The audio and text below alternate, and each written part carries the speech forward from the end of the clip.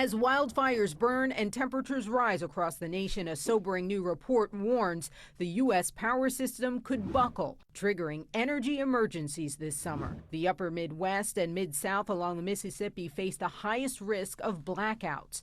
Texas, the West Coast, and Southwest face an increased risk.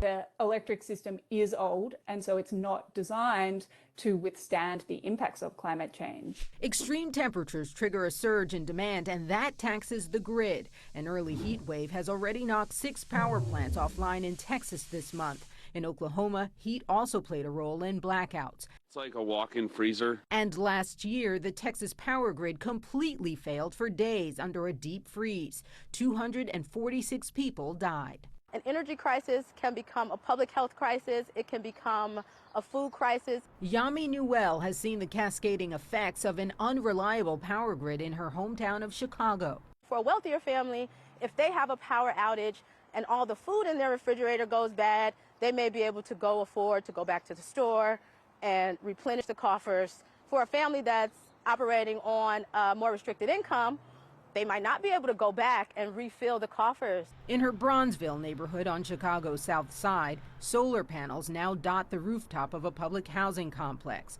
A short drive from there, a backup battery stores energy from those solar panels as well as natural gas generators, creating what the state energy company calls a microgrid. Without power, we're talking about potential life-threatening situations.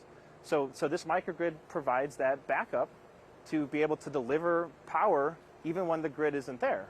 The project is pending approval, but once it's operating, it can connect and share power with the main power grid. In the event of a blackout, it can disconnect and operate independently, tapping its stored battery energy to power the homes, police station, and hospital in the area for 4 hours. We have seen a reluctance on the part of many utilities to factor climate change into their planning processes because they say that the science around climate change is too uncertain. They're basing analysis for grid reliability and investments on historical averages because planning for extreme projections is more expensive. And so we're continuing to design and site facilities based on historic weather patterns that we know in the age of climate change aren't a good proxy for future conditions.